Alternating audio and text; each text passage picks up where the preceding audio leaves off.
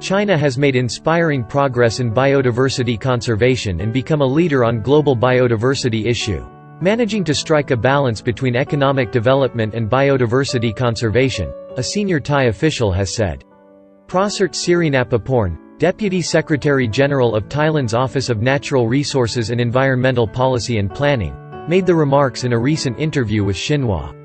Prasert said China, in hosting the 15th meeting of the Conference of the Parties to the Convention on Biological Diversity, despite the COVID-19 impact, has demonstrated its will and determination in promoting biodiversity conservation and environmental protection.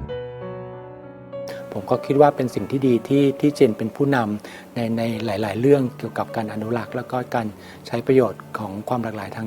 างชีวภาพแล้วก็พยายามที่จะสร้างความสมดุลในแง่ของการพัฒนาเศรษฐกิจแล้วก็ในแง่ของการใช้ประโยชน์จากความหลากหลายทางชีวภาพนะครับก็ทราบว่าทางจีนเองก็มีนโยบายที่จะฟื้นฟูป่านะครับแล้วก็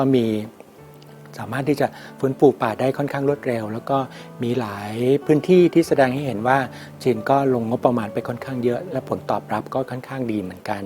ก็ทราบว่าที่อู่ฮั่นก็มีแผนที่จะทำเป็นพื้นที่ชุ่มน้ำใช่ไหมครับก็คิดว่าจีนต้องประสบความสำเร็จแน่นอนเพราะว่าจีนเป็นประเทศผู้นำที่ใส่ใจแล้วก็มีความมุ่งมั่นที่จะดำเนินการในแง่ของทั้งการอนุรักษ์และก็การพัฒนาควบคู่กันไปด้วยครับ Prasert said China, as one of the countries with the richest biodiversity in the world, has the experiences in protecting the ecosystem and biodiversity while boosting economic growth, which could inspire Thailand and other developing countries. ประเทศกำลังพัฒนาอาจจะต้องดูตัวอย่างของประเทศที่ทั้งพัฒนาแล้วหรือประเทศที่มีตัวอย่างที่ดีๆในแง่ของการอนุรักษ์และก็ใช้ประโยชน์ความหลากหลายทางชีวภาพนะครับก็อาจจะดูตัวอย่างของการพัฒนาเศรษฐกิจที่ควบคู่ไปกับการอนุรักษ์ด้วยนะครับทีนี้มันก็